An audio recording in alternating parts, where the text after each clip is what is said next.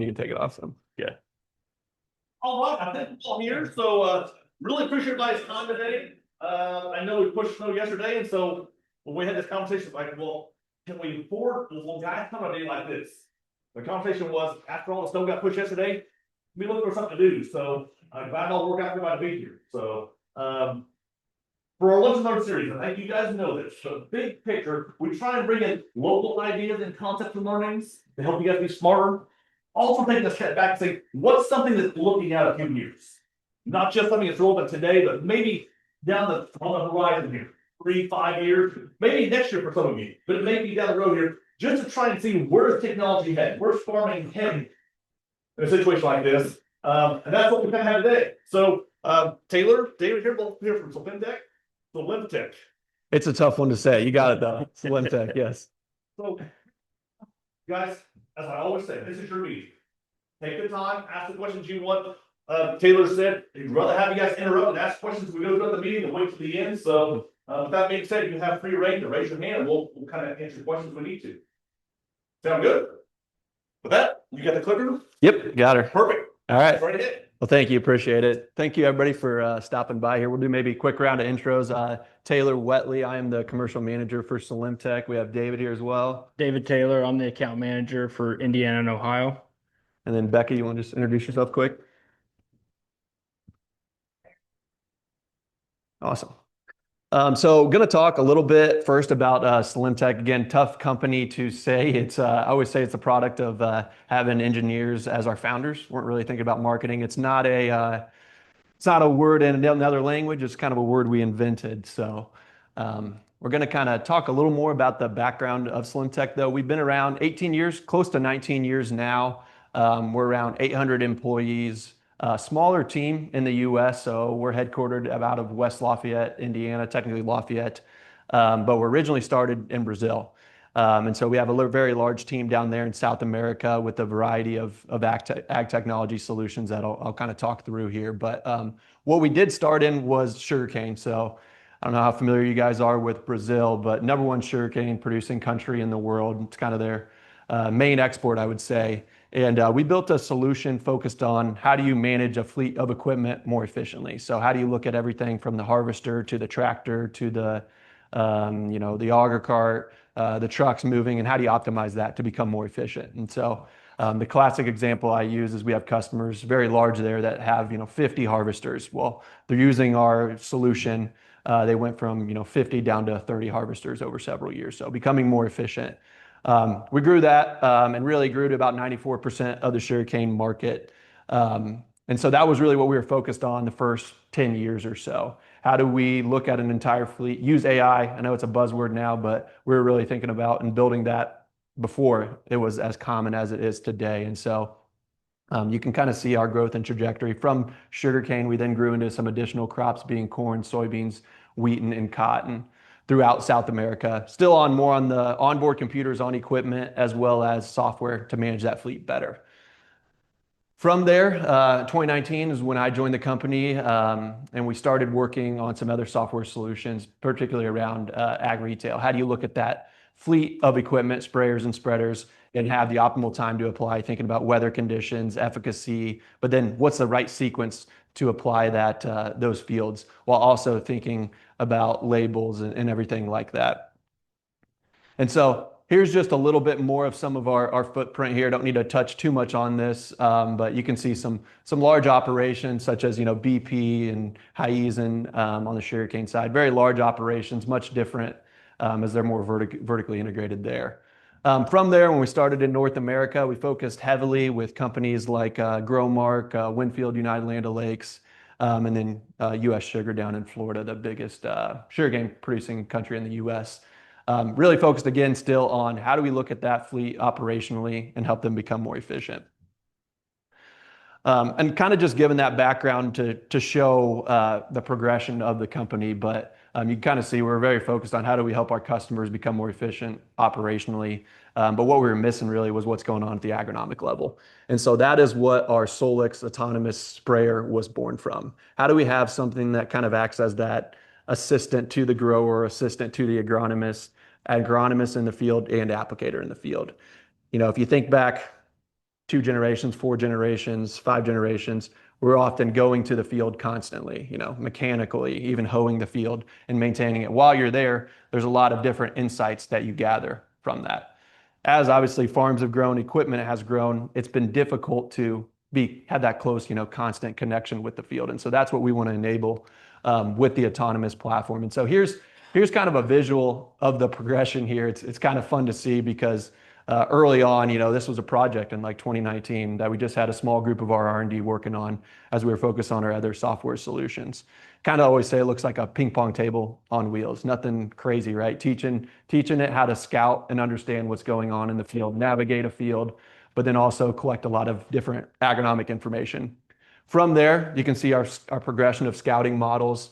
This was actually our first application model. So we basically had like Y drops on there, and that's when we were just starting. How do you apply as well as scout at the same time? And then you can see some of our first 23 models. This is actually not even a commercial model. This is our first model we took to Farm Progress in 20 something, I forget what it was. But you can kind of see what the challenge is and what the devices are trying to do. How do you have constant contact with the field? You need something that's constantly there on site, collecting all of that information. We're strategically solar so that we can be maneuvering in the field. You don't have to go out there and refuel, just constantly there monitoring and understanding what's going on, kind of that agent in the field. And so I always think this is a cool visual of the progression of the company. And so on the front side of the solution, the first thing we were focused on was scouting. How do we have something, again, that's there constantly understanding different data layers? We started with one, teaching it to identify weeds. And so seeing where your entire weed map is in the field. From there, we started working on agronomic insights such as, stand count, understanding that across your entire field at a plant by plant level.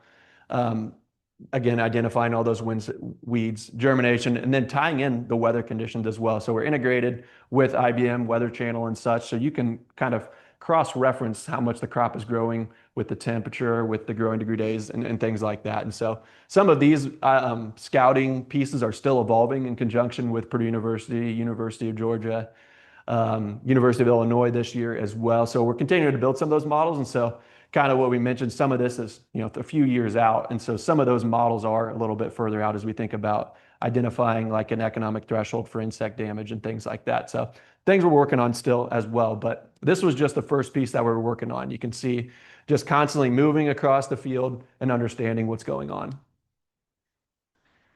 And are you guys, I'm sure a lot of you guys are familiar with See and Spray and kind of this targeted application technology. I always like to show this because it's a little bit of a kind of a visual behind the hood of what's going on. And so on the left here, you can see that we're doing a stand count. So going through and identifying where each plant is in the field and having that available as a digital twin in a mobile app as well as a web page. And then on the right, you can actually see us identifying all of those weeds as well. And what's really interesting is you can see the numbers here. So the confidence factor, how confident are you that that's a weed? So basically, what companies such as John Deere, ourselves, Greeneye, Case are doing with this targeted application is they're first starting is identifying that green amongst the brown, and then green on green is the next step, which most companies are utilizing. So you teach that algorithm what a soybean plant is at every single crop height, what it is in no-till, what it is in tillage. Do the same thing with corn. So our main algorithms really in the U.S., in the Midwest are corn and soybeans. But now we're doing that as well with cotton, wheat, sugarcane down in Brazil. But it's all that same concept, teaching it what that plant looks like at every crop height, and then it will spray everything that is not that plant. And this is kind of what this looks like as we compare the scouting side of it. It's meant as a tool where you can have that plant by plant level monitoring every field. It's moving very slow across the field, which we'll get more into, but you're not there, right? That's the piece of the autonomy. Doesn't really need to be moving that quick when you're not there. And so you can see we have constant contact with the field, understanding of what's going on in the field, a geofence for each field boundary set up, so it will maneuver within that area and just keep collecting all of that information throughout the growing season. How many cameras I guess did you start with on the robot, right? The first term, The first model, yeah. So we had around like 4 or 5 and now we are up to 19 cameras. Yeah, and so it's been a progression, a lot of cameras and sensors on there, and I think it'll continue to evolve. But what we're always conscious of is, yes, you can put really, really specific high-end cameras on there, but at what point is it economical for the grower? So there's other ones that we've explored putting on at an R&D level, but not commercial yet because we want it to be able to pencil for the grower. And so that next layer and what we commercialized was the application piece. So we were scouting there, understanding what's going on, having that those geo-referenced images of where each weed was. Why not actually control the field now through targeted application? And so this is what we commercialized is our scouting sprayer. And so you can see it maneuvering across the field there, steady 1 mile an hour. See, very slow, right? We're strategically that way. That way we can build these at a cost point that makes sense to scale these, as a small fleet across an operation. And so again, solar powered with a battery backup on the underside with a 40-foot boom across the front. We always say, talking about marketing, we need to get some visuals in here of people in there. But if this was here, again, 40-foot boom on the front, I could be standing on it and I'd be looking at kind of that bottom of the panel there. And then it's about 12 feet wide. The panels can fold down, booms can fold back. On the front, you can see, again, that 40-foot boom with 8 cameras across there. Each camera controls 3 nozzles, and then we have independent nozzle control. Kind of that rolling residual in the field, just spraying as those weeds come up. And so as we're doing these applications, we're still scouting as well. So it's not one or the other. That's why I kind of talk about the scouting on the front end, because people sometimes don't think about that, but very important piece of it. As we're doing a mission, you can do only an application mission, but you might as well do a scout mission as well at the same time. So there's just a visual of it in action, but here's more of what this actually looks like in a field situation. We want to typically revisit each part of the field every 7 to 10 days in the I-states. As we've grown further into Kansas and Texas and such, that window can be expanded. But typically, to work with Purdue, with how weeds are growing, we're looking at revisiting there every 7 to 14 days as an average. And so we want to be out in the field even before we do have emergence, understanding what is out there, understanding and referencing where all those weeds are. Yeah, go ahead. So how many acres that machine support in that 7 to 10 days? Yeah, great question. So kind of if you do the math on that 1 mile an hour, we're doing about 4 to 5 acres an hour at 1 mile an hour. So about 50 acres per day. And so for each machine, we're targeting around 300 to 400 on the top end. Right now, in the first few years, we've hung around that 200 plus range. But really, you want to revisit that every 7 to 10 days. So 7 times 50, about 350 is the goal there. You can't run that thing in the rain, I'm guessing. I mean, there's certain conditions you're not going to be able to. Right. Yeah. We don't run in the rain. You're probably not spraying that much in the rain, but like cloud coverage, we can still run in and still get, we'll still probably be like 80% battery. We've kind of engineered it in a way where it could continuously run without a lot of sun at that slower speed. And so to your point, yeah, so the night one, we do more in South America. We don't do a lot of it here because of efficacy, but we can run nearly through all the way in the night, but we really have not done much of that yet. But if there's products that make sense, we want to really start exploring that a little bit more. It can scout, yep. And we've done that in the US, yeah. Mm-hmm. Yeah. But to your point again on like wet conditions, typically we can get on about a day or two before a big rig, just being a lighter unit. And I'll kind of touch on the weight here in a sec. It's around 1,700 pounds loaded. So we can typically get through that. Obviously, there's some soil types that could cause some problems, but typically we can get in a little sooner. 56 gallons. Let me pop to the slide right here. And spray. Great question. Yeah. So it depends. Depends on what that weed pressure is. It can be multiple times in the day, or it could be 3-4 days. It really depends on that weed pressure. We're still spraying at likely the same recipe that you are with carrier and such, just because of labels. We follow that broadcast label.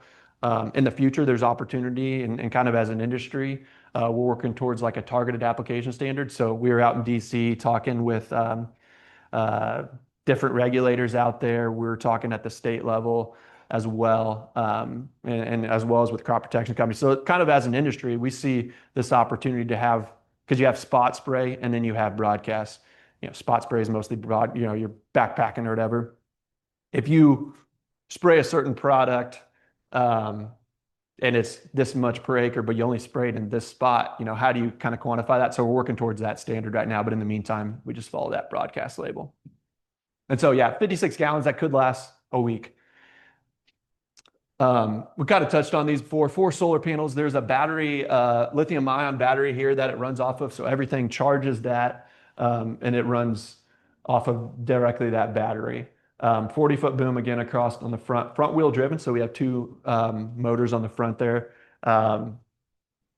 24 nozzles across the entire width of it, with 20-inch nozzle spacing. We want to get even more precise. We actually have each commercial boom hold out for 5 inches, where in the future we could be even more precise with that, or even thinking about as our AI evolves, could you put a broadcast killer and a grass killer in there and be even more precise with that, run dual plumbing. 8 cameras again across the boom. A lot of different scouting cameras happening under here doing stand count and such. Each unit comes with Starlink, so this is actually a 24 model, I think. It has Starlink up here, and then we have 3 obstacle detections up there. We run off RTK, our own RTK system, so that is installed, and you can have as many as you want within a 8 or 9 mile radius running off of that RTK. Cellular connectivity as well as Starlink, very light aluminum in certain pieces across there. It's a little bit over 1,600 pounds loaded. And so that's just kind of what the unit looks like and some of the specs on it there. Any questions on that? Yeah, go ahead. So you're relying on precision on individual nozzle control and everything out there.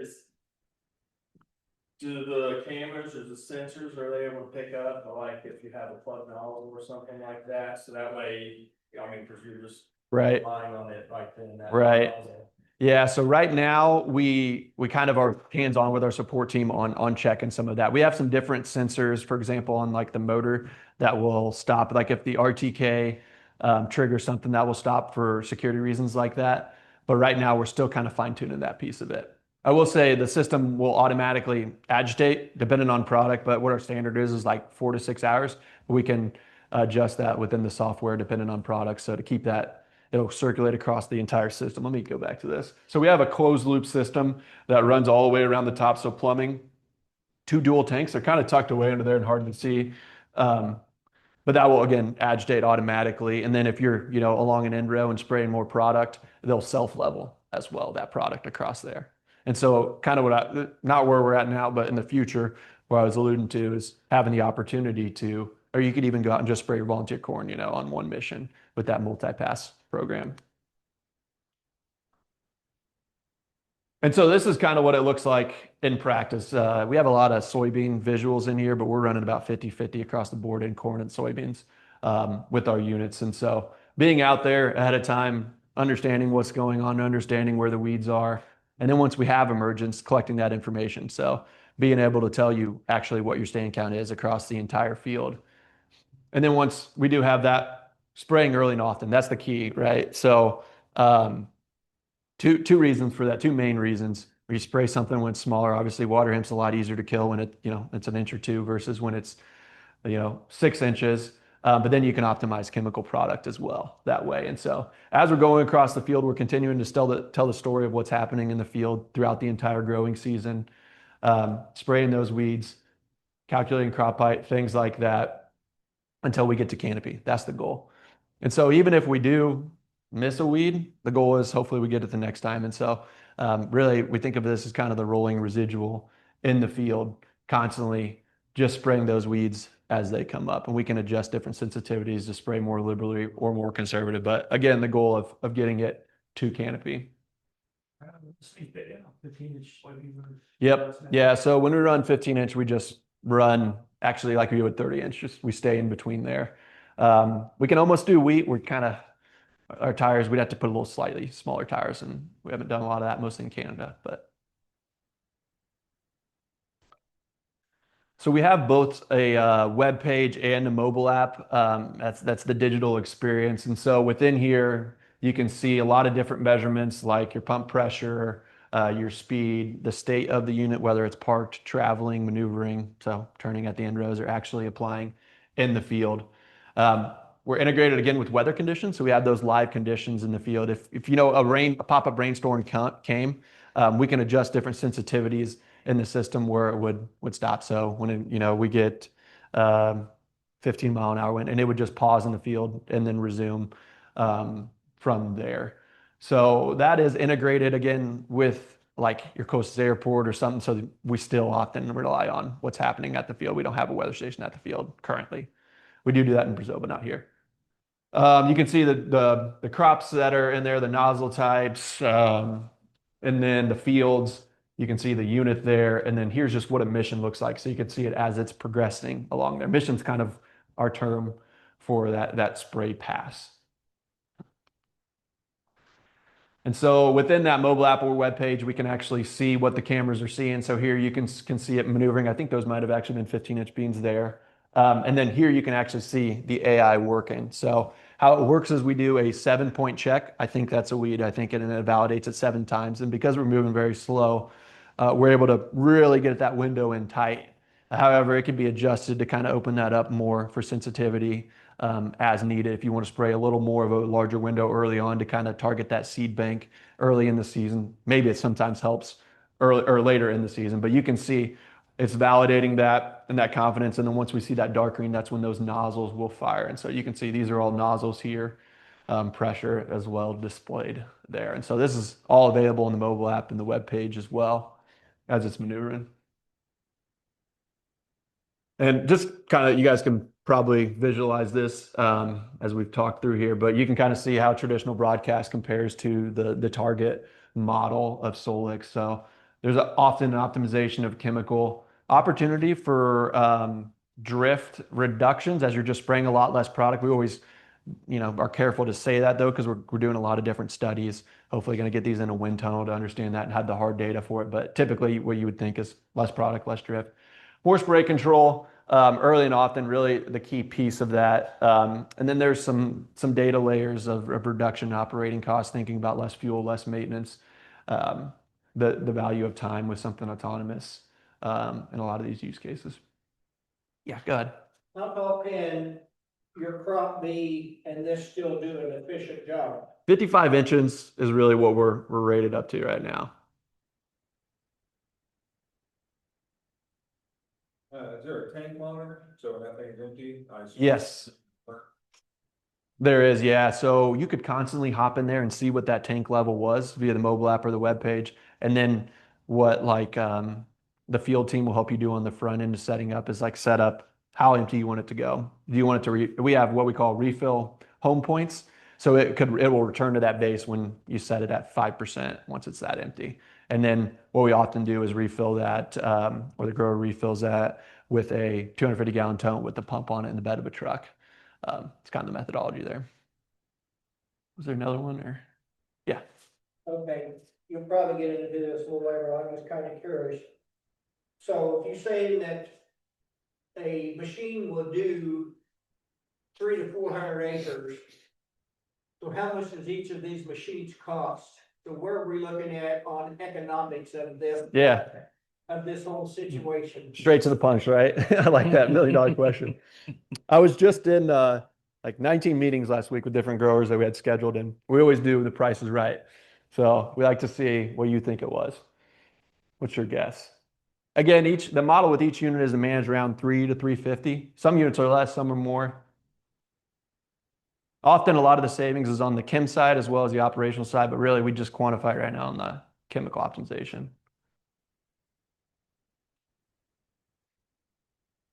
Personally, I would say probably $80,000 at a minimum. Yep. 50,000 is the price point. 50,000. So I can do 1 3/4. Smaller boom for that one. I'll get a little more into these numbers here that might help you, but stop me as I go through these. So yeah, right into it actually. So we've done a limited scale rollout here commercially. So in 23, we were in Indiana and Illinois. This is only in the US. We basically mirrored this in Brazil. These were built and designed in conjunction with Brazil, but a lot of it is at our kind of our R&D farms are up around Tippecanoe County and Benton County.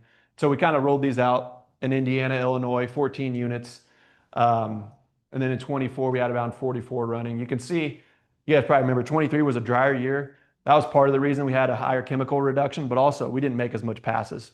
It was bringing it out in the market. We were heavily supporting it in the field. We were learning alongside of our customers and still continue to do that.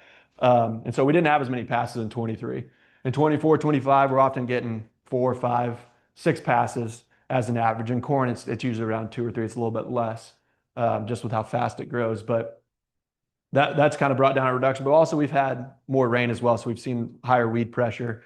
And so we had around an 83.7 you can see in 24, and then an 83.3% chem reduction in 25. I assume those chemicals are just, would be a post-emerge. Correct. Yep. Type of herbicide. Yeah. So not your residual. Yeah, we're still really coupling this with a good pre-residual. We have some farmers that are cutting the rate on their residual. We're not recommending that, but there's some, as we continue to explore that, there's opportunity to grow on that front, but still start with a good residual, clean field, and have this just take control of post and scouting and application. Going into next year, we'll have 100 units running across the U.S. I think I have a slide here kind of showing our footprint. And so in 20, I didn't really show so 23, we were just Indiana and Illinois. In 24, we grew a little bit outside of that region. And then in 25, you can see the states that we operate in. Really the Corn Belt here, Wisconsin, Kansas. Going into this year now, we'll have units in all of these yellow states. Kentucky and Tennessee are still being nailed down. It'll probably just be Tennessee. And then Puerto Rico as well. We have a unit down there. So just expanding our footprint outside of that region, but still really limited scale. We're looking to find customers to grow with alongside with the technology, roll it out at a limited scale, but just expanding that footprint, getting into new crops such as cotton here soon in Mississippi as well. But most of this acreage is in corn and soybeans. So as we do each mission, we have an as applied map. It looks a lot different than our broadcast as applied. So you can see a mission here of that, and you can see all of the dots as we're spraying that field. This is a very clean field. So you can see weed infestation 0.36%, 0.79, 1.25%. And then you can actually see where we resprayed a certain area. So maybe we didn't kill that weed because some resistance, or maybe the seed bank was higher there and another one popped up right in that area. But this is a very clean field, smaller field size, 76 acres. This is a 23 field. And this equated to a 94% chem reduction. Here's a dirtier field. So you can see across all of this acreage, still our weed infestation was 3.9%. And weedier field, still a little smaller than maybe you would think. You can see it gets up to a larger weed percentage there, but still we have a chem reduction in this use case of 85%. Just on the scouting side, here's some more kind of visuals of the software. So you can see within this all of the dots, and you can actually click on those dots within the system and see what the AI is seeing. So you can see we'll actually tell you your percentage across that whole field of skips and doubles. So starting to understand your emergence across different fields at a really plant by plant level, but then also how are different planters doing, maybe making planting decisions based off that. Just another data set. I think what we're excited about is we have farmers kind of up around our area that are going into like a third year in that same field. So you can really tell the digital twin, and you have that system of record across all of that field of what's happened. So what we do with that data, we're still working through. Like, I think there's some decisions we can make now, but some models we can make over time as well. Maybe we change planting dates in certain fields based on what we're seeing emergence, growing and things like that. So those yellow dots represent one row? Yeah, one picture.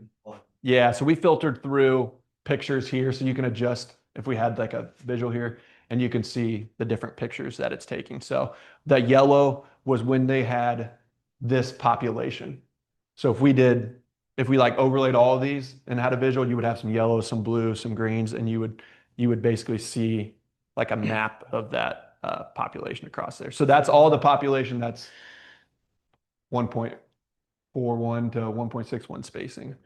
Is it monitoring every row, or is it just So often on the scouting side, we're on the weed detection side, we're doing everything with those front cameras, but often we're just doing 4 rows underneath it with us. So we can run missions where it will take longer, but we do all of it.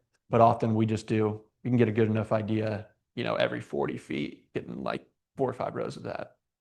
And how big is the corner beans able to be detected? It's always getting better. That is an answer. I don't know. What would you guys say now is? We'll pick them up as soon as they're breaching through the top layer soil. Mhm. But as the population, or as you give it a couple more days, that population gets better because maybe one comes up today and then the other ones in between it come up 2 days later. So we're still fine tuning when the optimal time is for that. But I think give it 2 inches tall would be Mhm.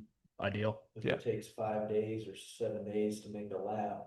Exactly. it's Here, I mean, it seems like. You could have as you go across the field, you could have You're a, getting high right. population by the time you get done from when you started. Exactly. That's why we recommend to kind of do not every 40 feet even, do more than that. Because we do have some where you can see the uniformity Mhm. is shading across So the if you- field. In short period of time. Exactly. Yep. Yeah, And that's so- something we were just diving into data this year, and Dave was looking at that, and he's the same thing. He's like, wow, you can just see it growing throughout it all. A better way to do that is, spread it out more to really tell the story. So if you really want a good population map, tell it to go every 4 rows or set up a mission that it can complete in a day or a half a day, Yeah. right? And then you can go back to your spraying mission later. So you can tell it, I need this done today, and it can do its own math and decide, I'm gonna skip 3 passes. Yeah. I guess And what we do, Do you set up a mission and just see what the estimated time is when you're doing that, or? It's really varies, like what your goal is. If you're needing to get in the field and start broadcast or spot spraying right away to kill the weeds that are popping up, or if you have time, send it on a scouting, go to certain areas of the field. right. And what we do on the front end is Becca and her team, they do like mission creation with the growers. And so you have these pre-saved in here. So like if you want to do that scouting one, we have these set up in there. So you can do an application only mission, and it's probably going to do that one every time, every 7 to 10 days. Then you can have a scouting only mission that you want to do. And so you don't need to, you get those pre-saved and you just go and click and start them. So we kind of help on the front end with that piece. So is it scouting as it's spraying? Yep. So it's also giving us more feedback beyond just, here's the wheat here. Exactly. Yep. Crop height, emergence. We're working on, what were we just talking about? Like canopy closure and biomat, things like that. Like the last 5 years, we've gotten a lot of raw data. It's how do we take that next step and start giving you guys insight of, okay, this is a healthy area of the field. This is a poor area of the field. Yeah, I guess that was my next question, is it detect disease and Not, efficiency? we're working on it. We're working on it. We can identify, I think it's up to 8 insects in Brazil. A lot of those don't apply to the US, so we haven't done a lot of training on that yet. We're working with the universities on that. Yeah, that's the next step that we want to work towards, because right now we're talking a lot about, post herbicide basically, but we want to get to the point where you have this robot living at the field, giving you insights and able to help push yields through, maybe applying, micros, biologicals, things like that, spoon feeding, as opposed to one pass, maybe at the optimal time of the growing stage for that crop. We're not there yet, but that's where we want to go. That's always the goal, is first do like herbicide and weed control well, and then how do you push yield with the platform? I could definitely see a need, kind of adjustment going initially, 1 leaf, 2 leaf, get across the whole field, let me understand the stand. Yep. Need to replant, situations like that, where Yep. I've got a weak stand here, the quicker we understand that, the quicker we get on there and, save those days of either A, replanting, or B, letting the crop get too far along and then we can't. Exactly. Make that decision and have that data quicker. Yep. Yep, absolutely. So this is a piece that we don't always actually cover, but I kind of wanted to show you guys just so you can see a general trend that we're seeing. But we're always careful, because if you go to a farm show and you talk to and buy every single product they got, you're growing 500 bushel beans. So we're not promising yield, but what we're seeing as we compare broadcast versus targeted application is there's some opportunity when the plant doesn't have to metabolize as much as that product. So here's a use case in Brazil, and this is a commercial field. So looking through this, right, you can see there's a lot of variables at play here. we're doing this at the university level at an ongoing year over year to understand this, and we still don't have that data yet back yet. But at a commercial field, we're seeing opportunities when the plant doesn't have to metabolize as much of that product. So you can see that target applied there, and then some areas where it was stunted a little bit from that broadcast. And so in this particular instance, we pulled subset of the beans throughout the whole field, and we saw as an average a 9% difference in pods per plant. What that ended up equating to is, you can see in some of those use cases, we had a higher biomass, more pods per plant, a higher test weight across that average. And then actually we had a 9 bushel difference in that targeted versus broadcast. A lot of variables, again, at play here, but we're seeing that across several of our fields where there's an opportunity when that plant doesn't, again, have to metabolize as much product, but maybe also early in the season spraying those weeds when they're not competing with the crop throughout the whole growing cycle. And so something we're continuing to understand more. Definitely not something that we're really marketing or anything like that, just more having conversations at a smaller level about this and continuing to understand this. Working alongside Purdue, we'll have the same field year over year where we can understand some of this more in depth. But this is what we're always trying to do at the same time. How do we optimize inputs at the same time? How do we, through scouting and application, increase yield as well? Just some other scouting pieces. So right now we can now run broadleaf and grass only emissions where we could go out there and just spray the broadleaves or just spray the grass. So you can see that AI is identifying, kind of shaded there, that broadleaf versus that grass. And so we're able to do that now. The next step that we're doing this, a lot of Becca and her team is actually actively working on this, is how do we start to identify the species in the field? So we'll tell you, 4% of your field is weeds. What percentage broadleaf versus grass? The next level, what percentage is water hemp? That's what we're going to start with, and then we're going to do other weeds. So just give you a really close understanding of what actual weeds in those species that are in the field. And then this is the disease one. Again, this is more like a 5-year out. These models are really, really difficult. You got crop protection companies working on this through their data, digital environments. You have universities working on this. All kinds of companies working on how do you start to detect disease early, detect insects. Really, the first one that's going to be closest that we're working on is developing an economic threshold. So say like Japanese beetles, being able to identify those that are out there, and then what percentage of the leaf is eaten. So just to show you guys it's ongoing, you can see we have lots of false positives even in this one, but it's something that we want to continue to do is understand that. So nothing available for early disease detection or insect identification currently. Just something that we're working on and kind of that next layer that we want with the platform. And so kind of the last piece that really brings the whole solution together is what we're rolling out this year. We had about 5 units running with customers at an R&D level, but we'll have commercially available this next year. And that's our auto refill station. And so often the customer is refilling the unit with that tote in the bed of the truck. If you have a weedier field, you're refilling 3 times a day, which is not the optimal situation for the robot, but it happens. How do you optimize your time and actually have true autonomy? And the refill base station is a really key piece of that. And so what we have is a solar powered automatic refill base with an actuator on it. Lots of cameras on the front there.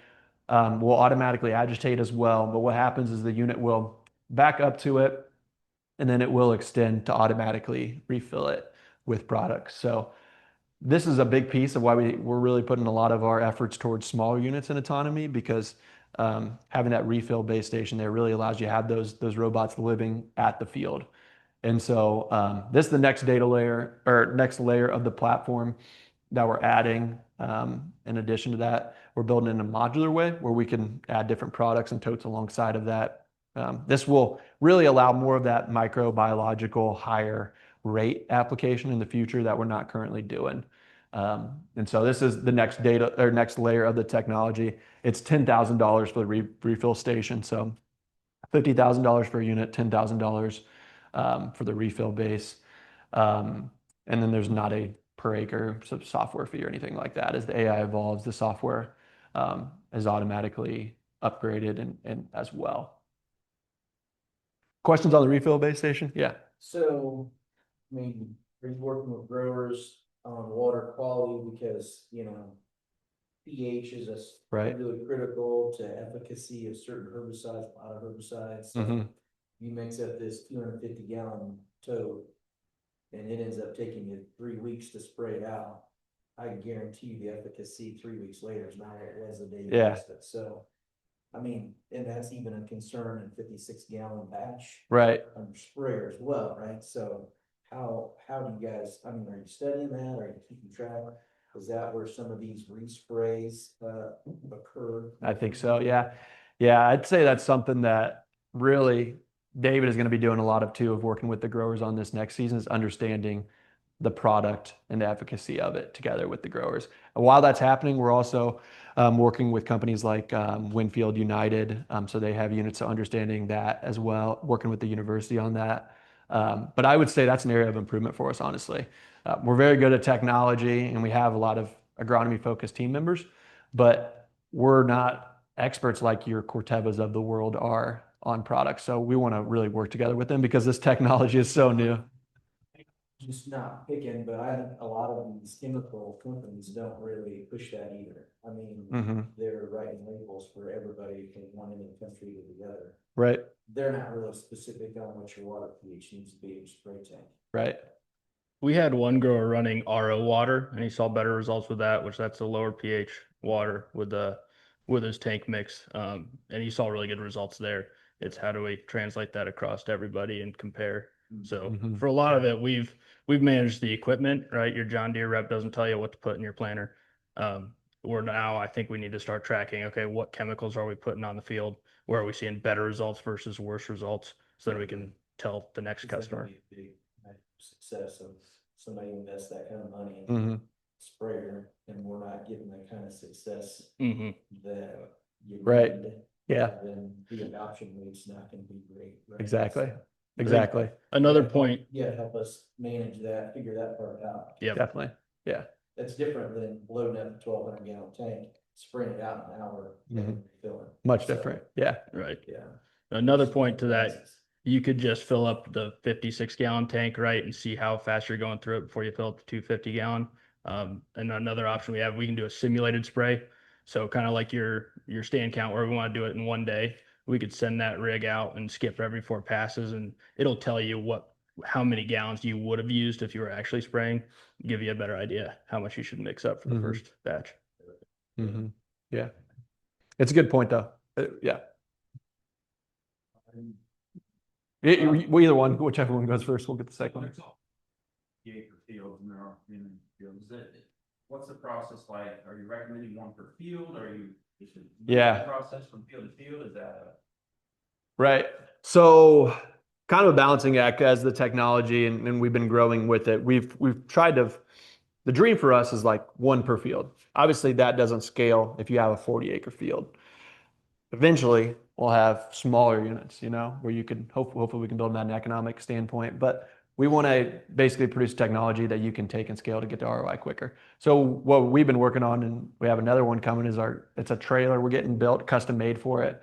So it'll actually lower to the ground. You load it perpendicular over the wheel well, and then you drive it off. It's actually a company that makes ice fishing huts up there. So the perfect trailer for us. So you can move it from one to the next that way. We're getting better at that piece of it through the trailer. And with the refill base, we'll eventually retrofit that onto there. So you can just drop that trailer and then move it from one to the next. So you could do that 50, go to the next one, et cetera. Right now, we're not doing a lot of that yet because we're just checking the boxes with the autonomy and everything. But that's the goal. Yeah. And so the trailer would enable that with the auto refill. You would just leave that there. Another point is we'll have customers that have 2 fields that are across the road from each other, or maybe it's a private lane. We can just tell it if it's a private lane to cross on its own, start the next one. If it's a public road, you can grab the remote and drive it across yourself. And then I know in Kansas, they're starting to push it. I think it's more like John Deere autonomous planters, but they're starting to add laws where you could have that autonomously cross a public road in certain low population areas. So as that scales, I think autonomy will scale, and maybe we'll see that in Indiana. Yeah. Yeah. In Kansas, they're working on basically a use case. So they have this exemption in these counties where they can do that. So it'll evolve, but yeah. Go ahead. Yeah. Curious, maintenance wise, I mean, a lot of electronics, I know, longevity of, the battery as a rule, solar panels, how much of a windstorm or hailstorm can they take? Yeah. I'm just curious. Just you know, what general. maintenance entails with this offer. Yeah. Yeah. On the basically, yeah, on the to answer that point, we have units running from 2020 that are still running, but I don't have an exact lifespan yet. Um, the goal is over 5 years for sure for them. Maintenance wise, there's a few grease zerks, there's not a lot to do there. It's not, Mentioned 5 years, you mean on battery line for? for the battery, we're at 8 years with the warranty. Solar panels really should last a really long time. Like weather conditions, it looks like it could take flight like a kite, right? But we haven't had any. We have in Western Kansas. We had over where I'm from in Benton County. We had two tornadoes come through, knocked down a lean-to at our R&D farm there. The robots were fine. They haven't really got hailed on much, but you could just replace solar panels with that.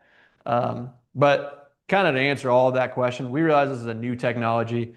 Basically, our name is everything, our brand is everything. We have a small units in here. We're really taking care of our early adopters, and we're very hands-on with the maintenance and things like that. As the technology gets upgraded, we're making sure our early adopters are using the latest and greatest. Down the road, you would just have a performance upgrade kit to get, if you wanted some new cameras and stuff like that, for it. But really, the base of the platform has pretty much been the same in regard to the frame. There was a recall we did in 2300 legs, changed out the legs, so that was a structure point. So really structurally, it's really sound, and we're just continuing to evolve on the software side to that point. But yeah, I mean, I don't guess I don't have a good answer for life of it yet. To be transparent, I'd like it to be in like that 7 year range, but we have units out there running for going into their 5th year. Another thing, if you end up with and I don't know where these are maybe foam filled or run flat type tires, flat tire, then will it stop and just wait until you come check on it, or you run into a hole? It would stop because it would see that one wheel is still spinning and the RTK would show that's not moving. So that would trigger an alert to stop it. And you would get an alert. We have put one, so we don't have an AI trained for tile holes, just to be transparent, right? So it could go through them. We help early on with the implementation process, but they can pop up. We had one end up in one. We were able to lift it up and no damage and keep running. That's not to say I'm sure there's some that could swallow them up, but yeah, we just manage that hands-on right now with tile holes. Yep. So compared to the CH price from deer, Mm-hmm. is there a per acre charge, or once you own it, you own it? Once you own it, you own it. There's not a recurring software per acre fee or anything like that. I will say, I don't know how this will end up, but my vision is if we have like an early detection disease model, we'd probably have that as an unlock, unlock that for $1,000. If you want it, you can get it. If not, you can't. I don't even know if that's what we'll do. That's kind of what I have in my head, so we can be, enticed to continue to evolve those AIs, but not a per acre fee to use, Looking for weeds to spray, when you start to get a canopy, if you can still see that in there, if it's getting shady, Mhm. actually different time of day, does that affect where they see that in there? The shade, not as much. Once we get to a certain point, the leaves can obstruct the application from hitting it.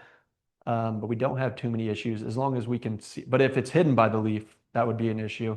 How we want to get better on the route planning side for that is you could maybe hit the mission one way and then go the other way with the mission. So you instead of coming from the north, you come from the south, et cetera. We have a lot of flexibility in adjusting like the sensitivities. So like Taylor was saying, it takes 7 checks before it decides to spray that weed. We could run that down to 1. So if it's like, hey, we're missing some weeds here, decrease the checks. Now you might spray some false positives more often. We can adjust the size. So there's a lot of stuff there where we can fine tune it to that season if we needed to. Can you spray drops if you? We got some R&D things there, but not currently yet. No, not yet. Yep. So right now you're looking to spray at a mile per hour. Correct. I mean, as technology gets better, do you foresee that going any quicker? Potentially, the Vision is a family of robots, right? So I think we'll even have smaller units at the same speed that makes sense economically. Maybe in the future, we'd like to have some models that are faster too, but we're always kind of conscious of the price point. Because like for years, for years, if you look back, it's just been bigger, faster, stronger. We don't want to get in that race where it's just like how much, kind of find that balance. I don't know if we can go much bigger with some of these combines and tractors. But in certain use cases, it could be nice if we could have us, just turn on 2 mile an hour to really get that in, a fast growing cornfield. So I do envision some form of that where we have optionality. Cause I can see where that'd be advantageous from a scouting standpoint. Yep, right? exactly. It's capable of reading and interpreting and making a map quicker. I mean, application, I understand Yeah. what you're saying from an application Yep. standpoint, but Yeah. Just you want to get a quick overview of the whole field, have it run this mission in 4 hours and then make a decision. Yep. Right. Yeah. Yeah. So with this machine, theoretically, you could use this in corn probably for the first 50 or 60 days until the corn gets up so high and then it's done. Hmm. Same way with beans. The beans could possibly go maybe 80 or 90. That's kind of the longevity. I mean, what am I saying? The projected usage of In that crop. in that crop. Yep. And where we'd like to get, and we've done this some, we'd like to do more of it, is, put in your corn early and then your later season beans after and get even more acres across each unit that way. Yep. You folks love corn, soybeans. Mm-hmm. Seems like they're high value crops. Yeah. There is. Down in Georgia, we're doing some work there, peppers, tomatoes, and such. So that's a little further out, I would say, as you look at the roadmap. You got corn, soybeans right now, and wheat. That middle term is cotton. I think we can deliver a lot of value there in cotton this year. Even we'll have some units in cotton, and then specialty after that. Yeah, we think if we can make this scale though across the Midwest, the corn and soybeans, and check the boxes with the autonomy, we can make it scale as well with specialty afterwards. But just a lot of our background as a company is with those core crops, and so that's where we're really focused right now. so what's your goal? I know it's very dependent on field size and Yeah. crop. I guess, what's the goal from a return on investment standpoint? Mm-hmm. What's the aim? Is this a 2-3 year ROI? Is it a Yeah. 5-year ROI? I'd like to be 2 to 3. Yeah. Yep. And so I always hesitate to say based on this acres, it'd be this, because I don't know. You guys know your chem programs better, your yield potential and things like that, but we want to be 2 to 3. Yeah. As reducing That's the main. post-emerge herbicides, savings, and potentially minimizing negative yield impact. Yep. With herbicide. Yeah. So, Yeah, that's the one we want to march towards is, in scouting, like giving you an insight where you can, I don't know, apply something early or something. So those are the two ones. The one the easiest to pencil right now is the chem savings. And then what we've not done a great job of, because it's different comparing each grower operation, but what is your fuel savings? What is your is there compaction opportunity if you're running in 15-inch? How much less beans are you running down? There's a lot of those things that you can kind of dive into, but the core one is those two for sure. Yeah. I think that's all I got. Yeah. Any other questions? Well, we really appreciate you guys' time, all the questions, all the engagement. We love coming and talking about it. We got some flyers here, business cards. We actually have around a handful of units left of our production cycle. It's about 5 units left. If anybody's interested in exploring that, whether it be this year or the following year, happy to talk about that later on over lunch or reach out. So Awesome. Taylor, so just a couple notes here. Jake, go ahead. Okay, one question. You kind of talked about it a little bit for developing a trailer to transport it. How would you transport it now? So we have other trailers, they're not as slick. You could use a fork truck. We have that's an avenue with custom pallet that we have. You can just look it up. We do that at the Commodity Classic, Farm Progress shows, etc. But we do have, it can be trailered in other ways Yeah, too. we were using a deck over trailer. The issue with that is we had like 9-foot steel ramps to keep that slope slow for us. So with the upgraded trailer, you can drop that down. Now we have a 2-foot ramp, and it's a lot easier to maneuver. Yep. Sounds good. Great questions. Please keep asking questions too if you have more things. I've got one that hasn't been asked yet, and I think it's the one I get the most. Is it sitting on the edge of the field? Why does it blink nonstop? That's the real question. We could probably get a few answers. It probably comes down to, I mean, we get requests from the field team about that. It's a safety reason, right? Like rolling in there at night. Yep. So that's the reason right now. It's a safety concern. I think it's a little battle with our engineers, or maybe we can turn that off or put some rules in place to turn off at 2 a.m. But we had some storms rolling through here, driving past, so we had, had some tornadoes all that come through. So I drove past one of them, and it's flashing nonstop. Like, oh my gosh, there must be a problem. So made a phone call, like, no, it just does it all the time. Like every 3 seconds it blinks all day, all night. That's it. Yeah. That seems a little expensive. It does. Yeah. I'm gonna take that. That's another talking point with our engineers because I think couple takeaways I had. When I think about some of the bigger points here. The program is scouting and validating 7 times to confirm that is a weed versus it is a crop out there. So I thought that was pretty cool. Another one, bigger picture. I think between yourself, the other technologies out there, working with regulators to look at label difference, because right now, like I said, the labels are written for one broadcast pass at X number of gallons. How can we think about labels being different if we're just spraying individual weeds, individual spots there? Do we need the same surfactants? All those kind of things go in there. Correct me if I'm wrong here, but I think your takeaway was you see more. There may be faster robots in the future, but your vision is more smaller robots than one larger, faster robot. Correct. Yep. And to have some, and the reason we think about that too is we think about autonomy. You lose some data as you move them around more. So it all comes down to economics, right? Building at a price point. So we'll have some, you can move them around, but yeah, smaller, large fleet. Does smaller, does that get down to 10 feet wide? Less than that? Good. Yeah. Sounds good. Just a couple takeaways I kind of wrote down here and I thought it was interesting here. So yeah, appreciate your time. Absolutely. Guys, I think we have lunch ready here. We'll kind of get things, we'll wrap things up here and feel free to grab some lunch, ask your questions. Really appreciate everybody coming out today. And Rick, what I missed? I think great questions and interesting topic. I think as we think in the future of agriculture, the direction we're going, this is an avenue that we'll have it roll in some more fashion at some point. So it's good to hear on the forefront of some of this type of technology. So yeah, awesome. Thank you guys. Give us a few minutes here. We'll get lunch ready. Thanks, guys. Appreciate it.